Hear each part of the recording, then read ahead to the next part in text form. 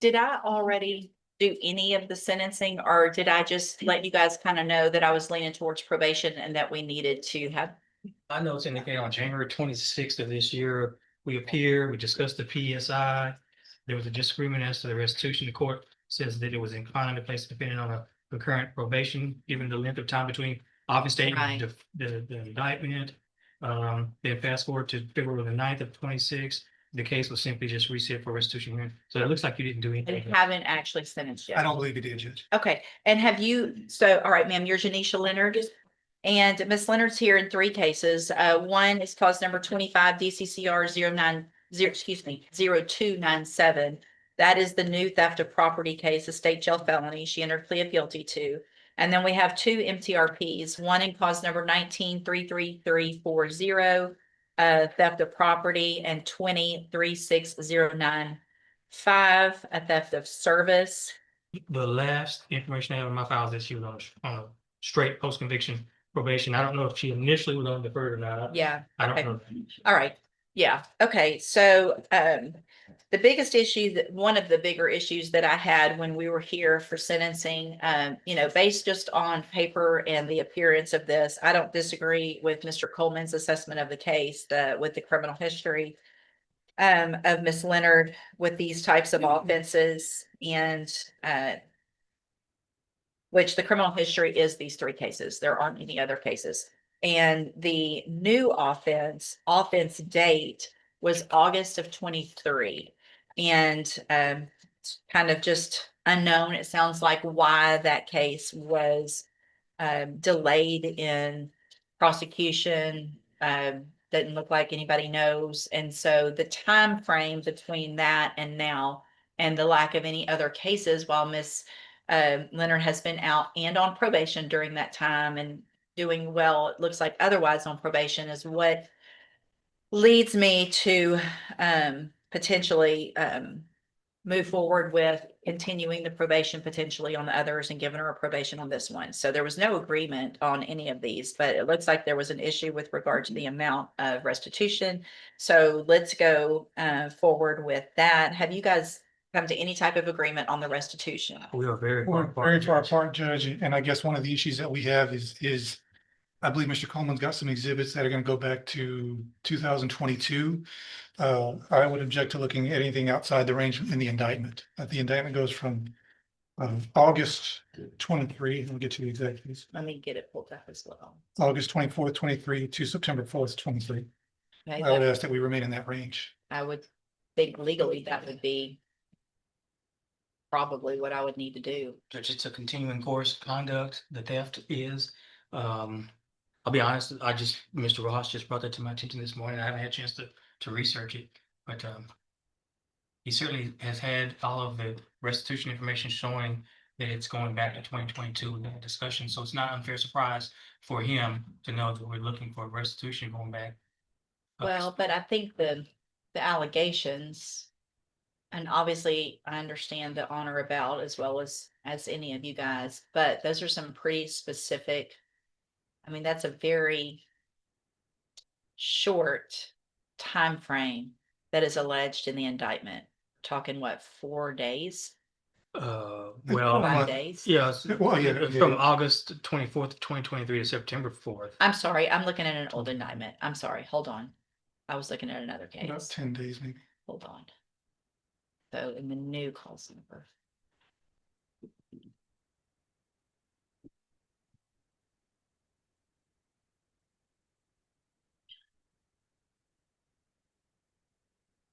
So yeah, this one is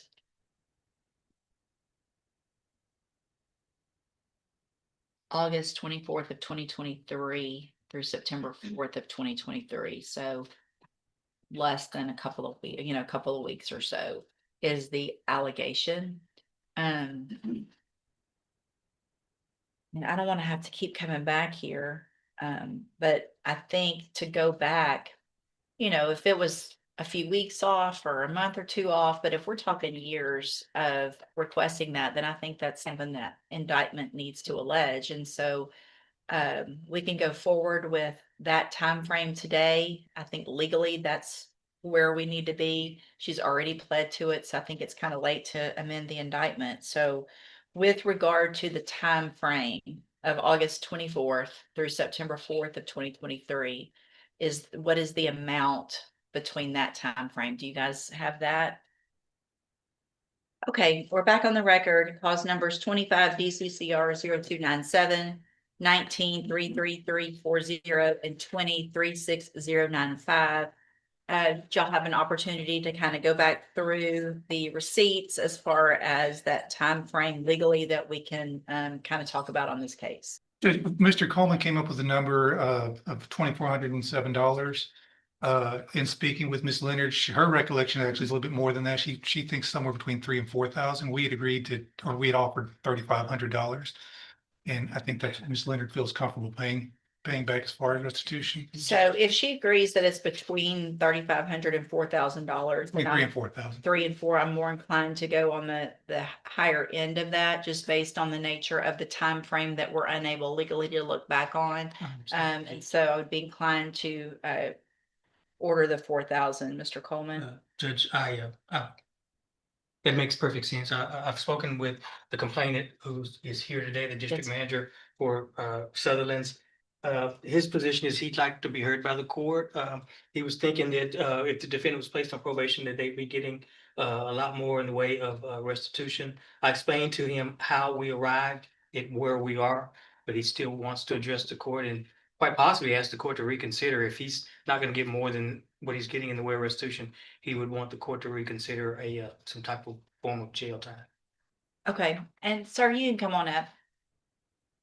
Good morning, Mr. Powell. Thank you for being patient with us this morning. It was a big morning here. Mr. Powell, would you please raise your right hand? All right, thank you, sir.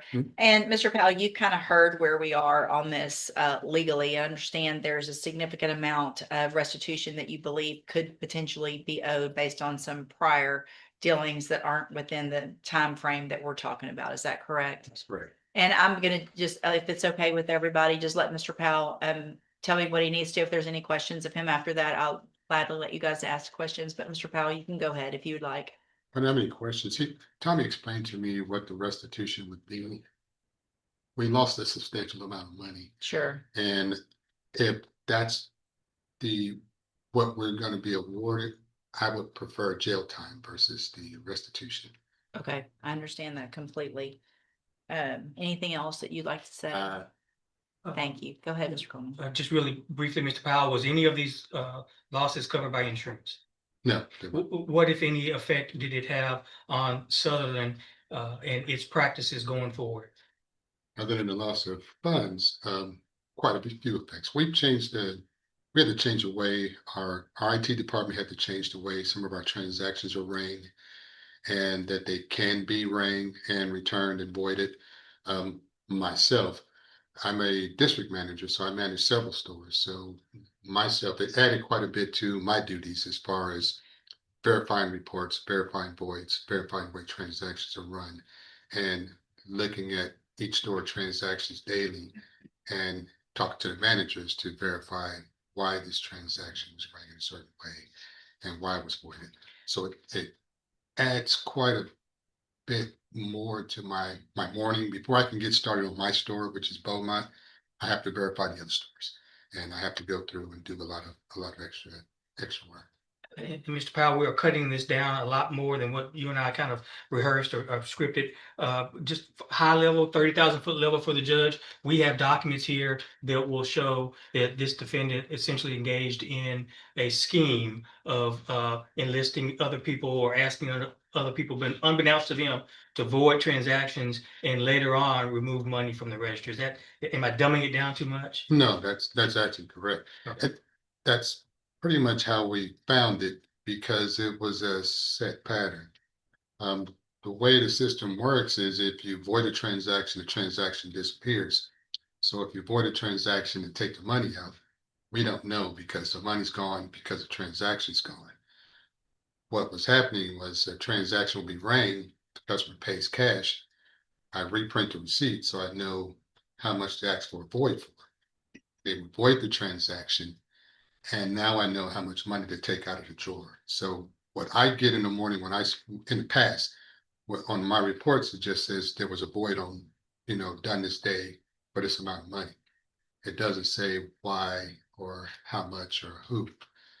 Now, and of course, with me trusting my cashiers and my office crew, we have a void and it says that the customer paid with a card and not cash. I assume that that's what happened and I let it go. We've got 139 pages of documents, and these documents essentially show 68 voided transactions totaling 31,000, no, excuse me, yeah, $31,134.86, going back to July of 2022, correct? Correct. State offer states too, Judge. I would object to any portion outside the date range in the indictment, Judge, but other than that, I don't have any objection to it. I mean, it's been testified to. I don't think I need those as I'm gonna take it into consideration to the extent that I think appropriate. Obviously, the amount have limited, but the fact that there was potentially more that for some reason wasn't in that indictment, I will take notice of that. As the witness, Judge. Thank you. Anything, any questions? No questions for Mr. Powell, Judge. I know he's been here at every court date. I want to Yeah. first apologize to him for having to come here and thank him for being here as well. Thank you very much, Mr. Powell. You can have a seat. I mentioned earlier, and I think I mentioned it really erroneously, that Miss Leonard had been doing well other than the offenses on probation. It looks like there was issues with community service and lack of doing community service. It looks at only 1 hour of community service had been done.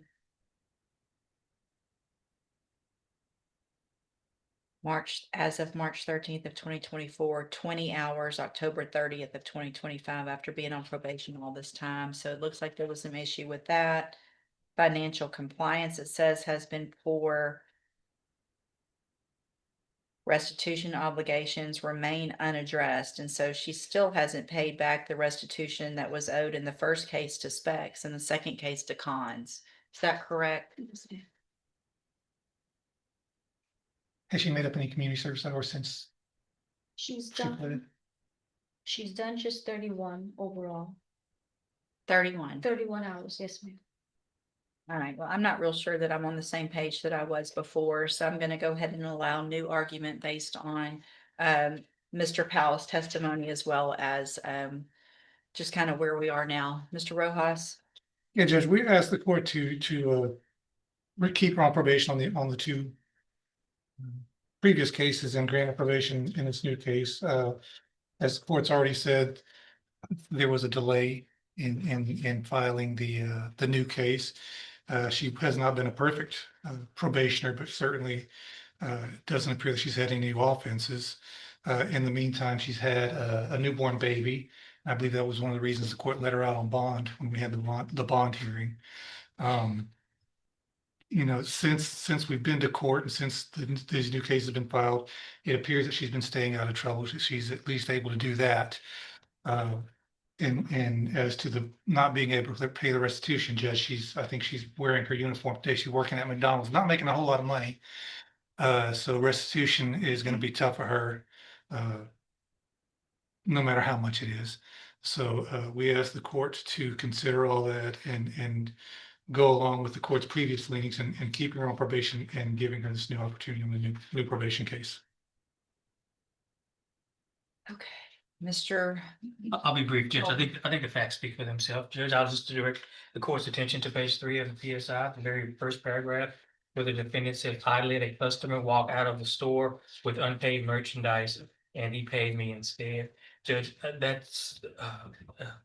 I don't have the words for how that's so understates the 68 voided transactions over a number, over the course of a year or so, Judge, to the tune of $31,000.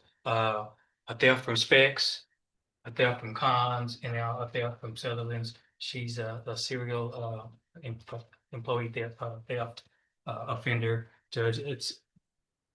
And I get the court's tendency and leaning to give people second chances and try to recover restitution, but the state's position is, but it always has been, is that this case merits some form of jail time. And Ms. Core's here today as well. And Ms. Core, do you have anything to add? It's been sort of slow progress with her. Her just doing the community service hours, just October after, since 2021. She's been on probation, and she has been making some good faith payments, but she hasn't really addressed the restitution yet. Have the payments been redirected towards restitution first, or are they still going towards the probation fees? They're still going towards the probation fees. Do you have anything to say, Ms. Leonard? Yes, ma'am. Lot to say, I know we probably don't have that much time, but I'm sorry. I take full accountability for my actions. I wasn't the best person. I didn't really care about things I didn't have. I felt like I didn't have anything to live for. I didn't have nobody, I woke up every day and just went with my day. But I'm a mother now after 3 miscarriages and being told that I'd never be able to. I take care of my child by myself. Her dad's not in her life. The only help I have with her is my mom. And my mom's a single mother for herself. So, like if I'm not at work, my daughter's with me. I do everything by myself. Doctor's visits, cardiologist visits because she has heart murmur, dentist visits, I do everything by myself. I'm not that person anymore, I never believed that I had a reason, but I have a purpose now from what I, believe. I mean, you don't deserve another chance. I appreciate, obviously the change in your life and how that can be very substantial. But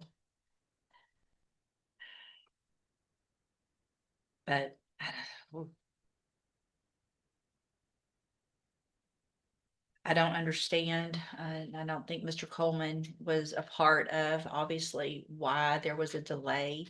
That still gives me some pause in the case, is for whatever reason, this sat somewhere in intake or at the agency. We're not sure which, why this case was delayed, and really basically for that reason, and the fact that there has not been any new allegation since October of 2020. Well, this allegation was from August of 2023. And here we are in March of 2026. And there hasn't been any new allegation. And I just don't understand the length of time. And Mr. Powell, completely understand your position. There's some other things, obviously, too, that I'm taking into consideration. But Ms. Leonard, if I give you an opportunity today, I don't know how many jobs you've got to get, but you're going to pay some restitution or you're going to go to prison, Yes, ma'am. period. That's it. Yes, ma'am. I don't anticipate probably that you can pay it all in all of these cases, but you're going to pay some restitution. Yes. You're going to be on probation for a very long time to be able to do that, because I can extend your probations for a very long time. And so if you really have changed your life and want to be there for your daughter, you're going to be given that opportunity, but you're going to do different. Or else you will be back in here and I'm not going to hear any, I have a baby and tears and all of that. Yes, ma'am. Not going to listen to it. Do you understand? Yes, ma'am. So what I'm going to do in cause number 19-33340, I'm going to find sufficient evidence to revoke your revoke your probation, but I'm not going to do that. I'm going to continue your probation. I'm going to extend that probation for 5 years. And then I will go through some specific requirements on all of the cases in a minute.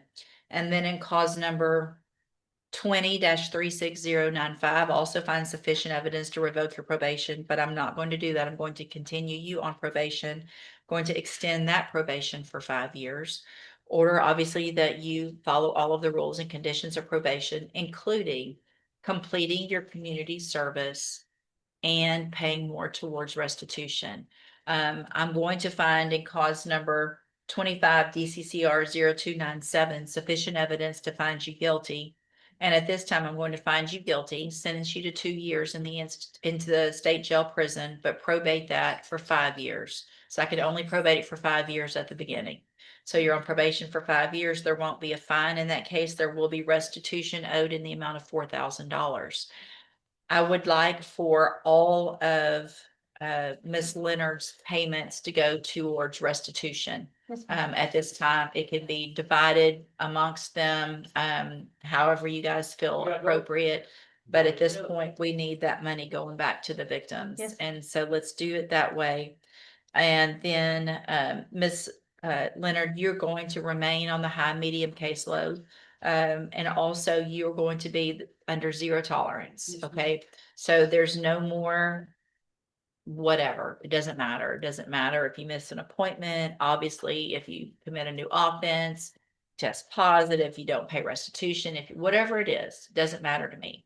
One thing means you're back in here and you're looking at those 3 2-year sentences.